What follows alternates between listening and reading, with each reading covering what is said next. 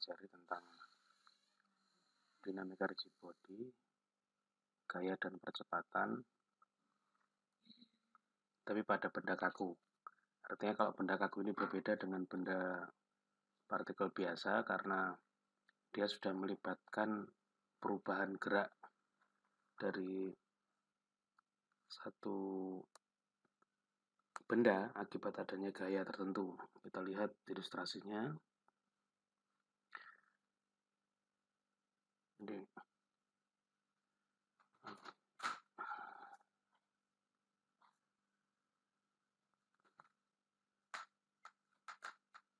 Oke, anggaplah kita memiliki sebuah benda.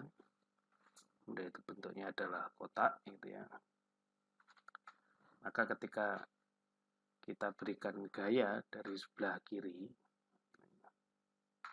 sebesar F, sedangkan di sini adalah titik beratnya, dan dia memiliki jarak tertentu, yakni sebesar D misalkan, maka akibat gaya ini benda itu akan berubah kondisinya menjadi seperti ini.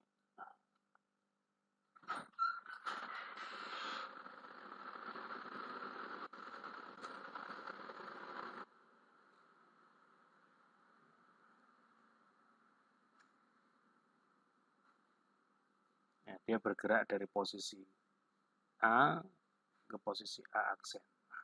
Nah, ini yang saya katakan ada dinamika pada benda kaku. Karena posisi titik beratnya dia akan berubah.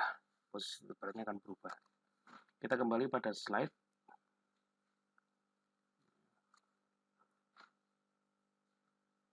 Kita skip saja supaya cepat ya.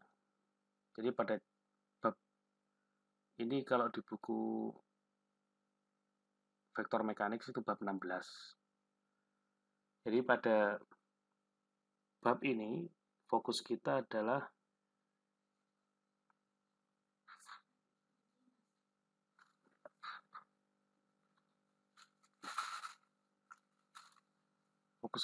menjelaskan sigma F sama dengan M kali A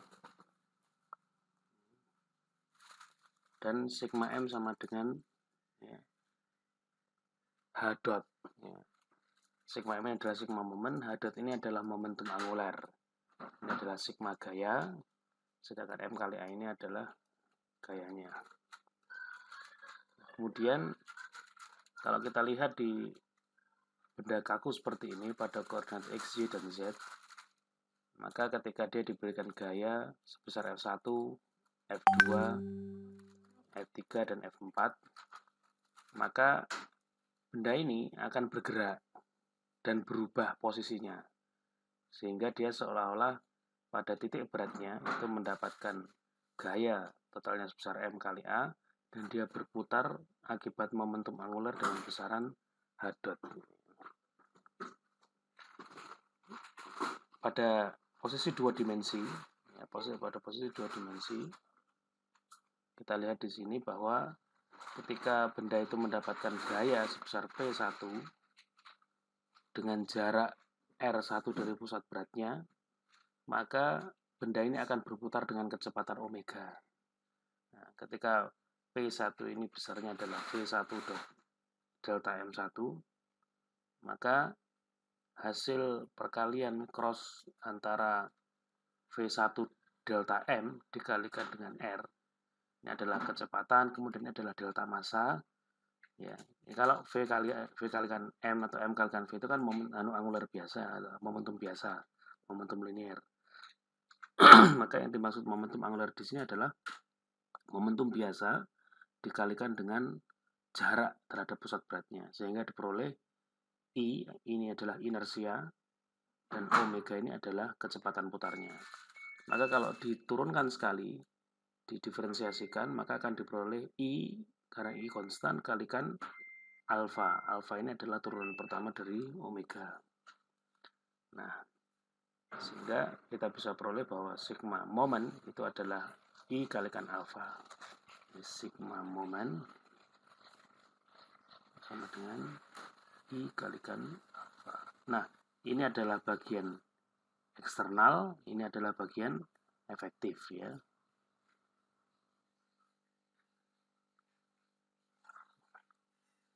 Ya, kemudian kalau kita lihat di sini ya ilustrasinya lebih mudah lagi bahwa ketika suatu benda ini mendapatkan F1, F2, F3, F4 dengan posisinya ini, kalau F1 ini memiliki jarak terhadap G, kalau ini kita tarik lurus begini, garis sama ini kan, ini kemudian gaya ini juga kita tarik gini, dia tidak bertemu pada satu titik gaya-gaya itu. Dia memiliki beberapa posisi. Artinya apa? Kalau dia tidak bertemu pada satu titik seperti ini, dia memiliki momen. Nah, momen resultannya itu adalah I kali alfa. Istilahnya seperti itu. Maka nanti disepakati yang positif yang mana. Apakah dia berlawanan arah jarum jam atau berkebalikan. Sedangkan resultan dari gayanya itu sama dengan M kali A.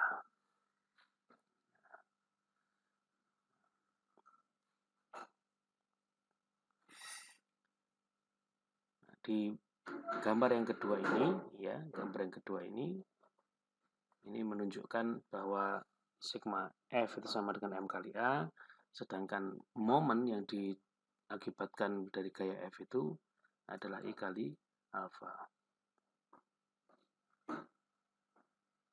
Oke.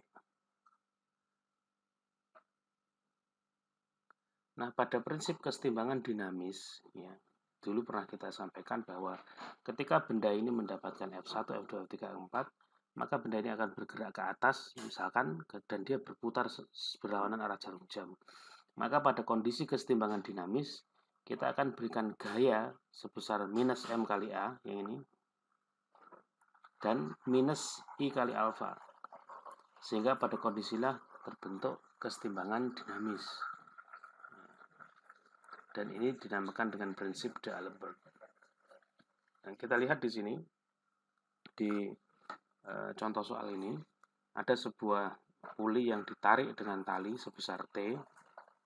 Dia memiliki jarak R, ya, dan puli itu memiliki berat W. Maka yang pertama kita lakukan adalah mengisolasi bodinya, ya. Kemudian kita gambarkan aksis sistemnya, ini adalah aksisnya, ya.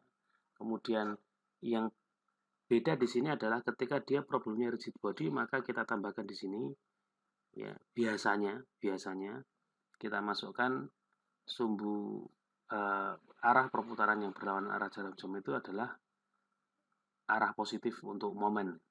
Sehingga di sini kita bisa lihat bahwa ada W di sini karena dia ada beratnya, dan ini adalah gaya eksternal. Dia memiliki jarak terhadap G itu adalah R.